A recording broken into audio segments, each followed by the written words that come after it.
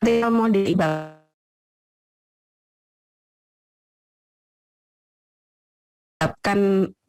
perbedaan gitu ya.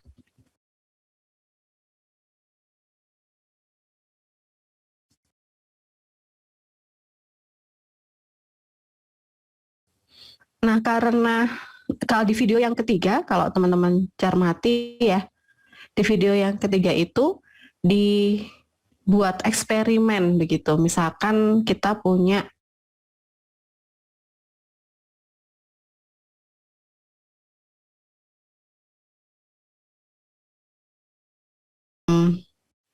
fungsinya regresi linier, di sini adalah intercept, y-intercept. Kemudian di sini adalah slope-nya. Nah, contohnya kita punya satu variabel begitu ya, satu variabel independen. Kemudian kalau kita ganti-ganti slope-nya, itu nilai SSE-nya akan seperti apa sih begitu ya. Nah, kalau digambarkan tuh akan terjadi seperti parabola begitu ya, dengan nilai yang paling minimum inilah yang SSE-nya paling minimum atau sum square error-nya paling minimum. Sehingga di sini akan diambil nilai slope-nya pada saat SSE minimum itu, yang kemudian kita bisa dapat nilai B-nya. Nah, dengan adanya ridge regresi tersebut, dengan adanya regularisasi, kalau teman-teman lihat di video, ketika diubah-ubah nilai nilai B-nya atau nilai slope-nya, maka itu akan bergeser seperti ini ya. Dengan dengan bentuk parabola yang sama seperti saat kita hanya menggunakan SSE saja. Misalnya di sini lambda 10 begitu ya, kemudian di sini lambda 20 dan seterusnya. Mungkin ada lambda 40. Jadi parabola atau istilahnya kurva parabolanya itu tetap sama berapapun nilai lambdanya, hanya saja dia akan bergeser begitu ya, sehingga ada gap-gap di sini. Nah, artinya ketika lambdanya sama dengan 10, di sini kita ambil titik slope-nya itu berapa, kemudian di sini kita ambil titik slope-nya berapa. Nah, pas kita lihat semakin besar nilai lambdanya, semakin slope itu mendekati 0. Tetapi uniknya pada ridge regresi, slope itu tidak pernah sama dengan 0. Jadi semakin besar lambda, semakin slope-nya mendekati 0.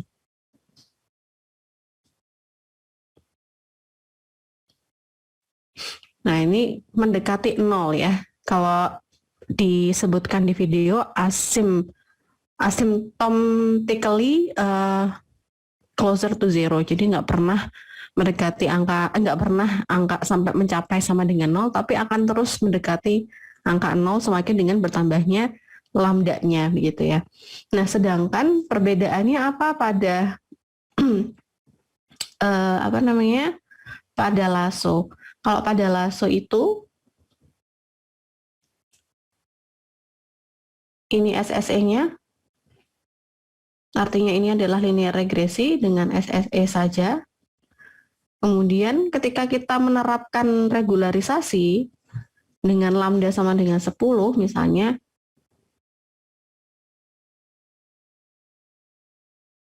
nah di sini ada titik tajam, ini lambda sama dengan 10. Nanti kalau kita tambah lagi nilai lambdanya, dia akan semakin kelihatan gitu ya. Ada titik potong tajam gitu di sini yang bentuk dari kurvanya tidak lagi sama dengan kurva ketika lambdanya sama dengan 0 atau dengan linear regresi begitu ya. Bentuknya bukan lagi hiperbola gitu, bukan lagi cekung begitu ya. Tapi ada sudut tajam di sebelah kiri. Nah, sudut tajam ini sudut tajam yang dimana SSE plus penaltinya itu sama dengan yang paling minimum gitu. Nah, ketika ditambah lambdanya sama dengan 10, lambdanya sama dengan 20, dan seterusnya, maka suatu saat slope-nya itu akan sama dengan 0. Sehingga di sini sama seperti pada ridge regression, semakin besar penaltinya, semakin slope-nya itu mendekati 0. Perbedaannya adalah pada lasso slope sama dengan 0 itu mungkin terjadi gitu ya. Sehingga inilah yang kemudian menyebabkan si lasso itu bisa mengeliminasi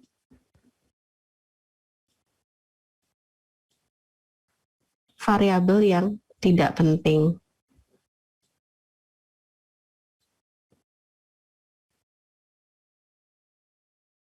Begitu. Nah, sedangkan pada ridge regresi itu nggak bisa mengeliminasi variabel yang tidak penting gitu ya.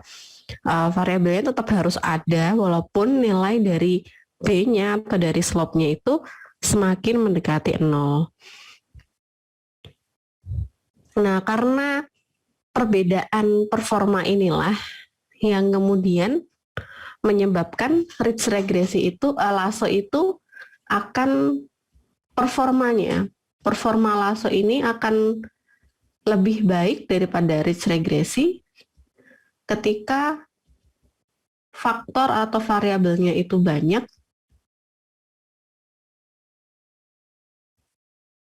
dan banyak yang nggak penting juga gitu.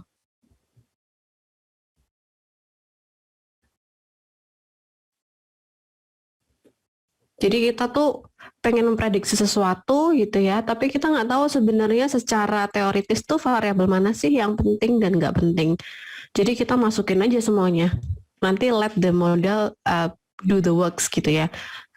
Let lasso regresi itu tuh menemukan variabel mana yang penting dan nggak penting gitu secara apa namanya otomatis begitu.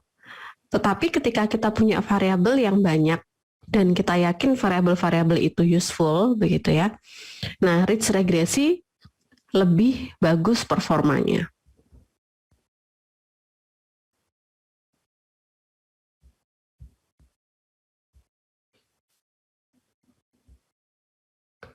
Ketika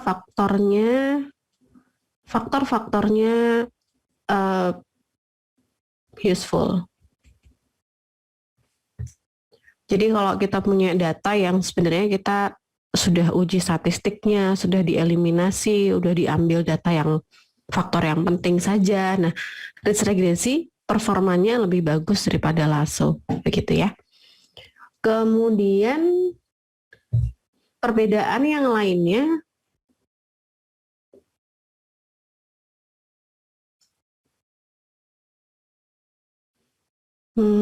ada lagi nggak perbedaan yang lainnya mungkin teman-teman yang bisa menemukan perbedaan lainnya?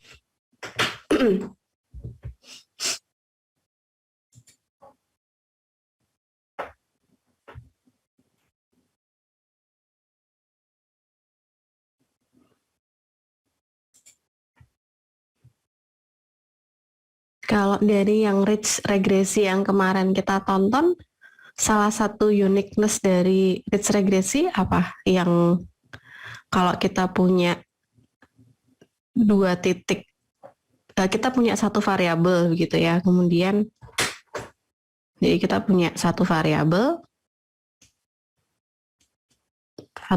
prediksi, jadi kan kayak gini ya rumusnya. Nah, kemudian datanya itu cuma satu. Kalau kita pakai linear regresi, maka berapapun slope-nya, SSE-nya akan sama dengan 0 begitu ya. Artinya apa? Dia tidak memiliki kemampuan prediksi ketika jumlah datanya kurang gitu ya. Jadi kalau data untuk linear regresi itu seminimal-minimalnya untuk linear regresi itu bisa di develop modelnya adalah jumlah variabel plus 1.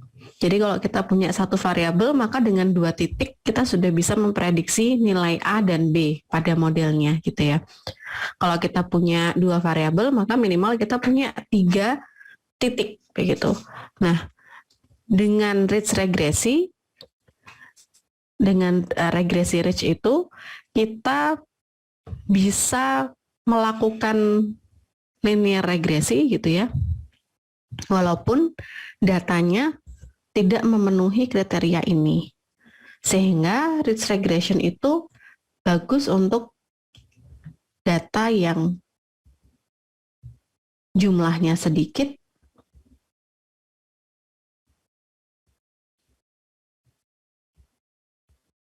tetapi variabelnya banyak. Artinya jumlah sampelnya kurang dari jumlah variabel plus 1. Gini ya.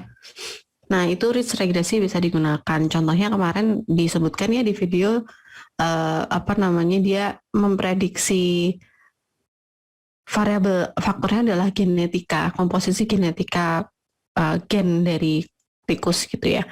Nah, komposisinya itu tuh ada sekian ribu gitu variabelnya. Padahal untuk memprediksi itu berarti butuh 10.001. Nah, untuk membedah 1.000 tikus itu membutuhkan biaya yang cukup besar begitu ya, sehingga tidak mungkin dilakukan. Maka dengan ridge regresi kita bisa ambil sampel yang sedikit bahkan kurang dari jumlah variabelnya, tapi tetap bisa perform modelnya gitu ya. Itu perbedaan antara ridge dan lasso. Mungkin sedikit mengulas lagi, balik lagi ke atas tentang sebenarnya kenapa ada atau apa fungsinya ada regularisasi.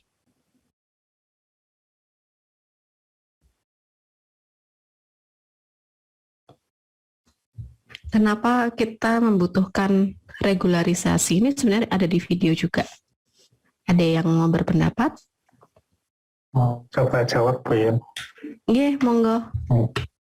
Mungkin ini sebuah untuk kan kalau regularisasi itu untuk mentoleransi varian atau selisih pada training datanya, sehingga pada pengujian di testing datanya itu mendapatkan hasil prediksi yang lebih baik. Oke, jadi mentoleransi variasi ketika training sehingga kemampuan prediksinya itu lebih baik pada testing data begitu ya. Gitu. Saat training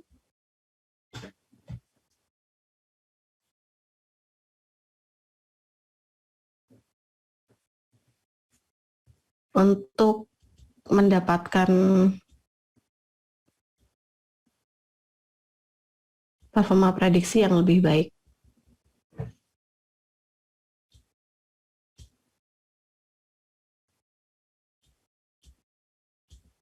Ya. Jadi kalau di contohnya kemarin kan, ini betul ya. Jadi ini sebenarnya adalah regularisasi dibutuhkan untuk memberikan sedikit bias untuk ternyata ini ya, saya generate link ini ternyata pakai itu ya, pakai akun saya yang satunya ya. Jadi 1 jam 10 menit lagi berhenti. Jadi kita teruskan sampai 10 menit aja ya. Nah tadi saya mana? Oh ya. Jadi memberikan sedikit bias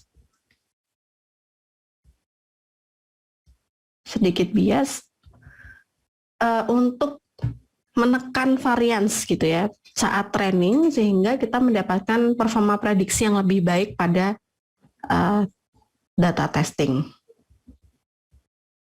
Nah, pada apa yang dilakukan dengan L1 dan L2? L1 dan L2 itu ngapain sih untuk kok dia bisa dapat model yang lebih baik gitu ya. Di sini pada dasarnya penaltinya itu digunakan untuk mengurangi sensitivitas variabel terhadap output. Jadi kalau kita pakai linear regresi mungkin seperti ini gitu ya. Slope-nya itu sangat tinggi. Kalau slope-nya sangat tinggi, perubahan sedikit saja pada variabel X akan menyebabkan perubahan besar pada output-nya begitu ya. Kemudian kalau dengan regularisasi kita mungkin akan mendapatkan slightly slope, nilai slope yang di bawahnya. Kenapa? Sehingga dengan ini yang sama, perubahan X yang sama, akan mendapatkan perubahan output yang lebih rendah. Sehingga penalti itu digunakan untuk apa? Untuk mengurangi sensitivitas variabel terhadap output. Dengan mengurangi sensitivitas variabel terhadap output ini, kita menghindari yang namanya overfit pada saat training. Ini ya. Nah, ini sebenarnya fungsinya. Jadi L1 regularisasi itu tadi betul yang disampaikan Mas Yoga tadi, memberikan sedikit bias untuk menekan variance saat training sehingga performa prediksinya lebih baik. Lalu apa yang dilakukan dengan regularisasi ini? Karena regularisasi itu tuh tipenya ada banyak gitu ya. Nah, kebetulan kita belajar L1 dan L2. Nah, L1 dan L2 ini penaltinya itu digunakan untuk mengurangi sensitivitas variabel terhadap output sehingga tidak terjadi overfit pada saat training. Itu mungkin ya materinya untuk yang di video begitu. Lalu yang penting adalah pada saat kita menentukan nilai lambda ini begitu ya. Nilai lambda ini entah pada ridge maupun pada slope ini perlu di training begitu. Di trainingnya dengan apa? Dengan cross validation. Misalnya pakai 10 volt. Kemudian nanti akan diambil lambda yang terbaik. Nah, ini yang nanti akan kita pelajari setelah libur lebaran ya. Kita akan mencari hyperparameter terbaik pada ridge dan lasso. Kemudian bagaimana efeknya dengan performa modelnya. Sampai di sini mungkin ada yang mau ditanyakan dulu karena sebentar lagi akan mati. Ini sambil saya absen ya, Mas David ada nggak ya?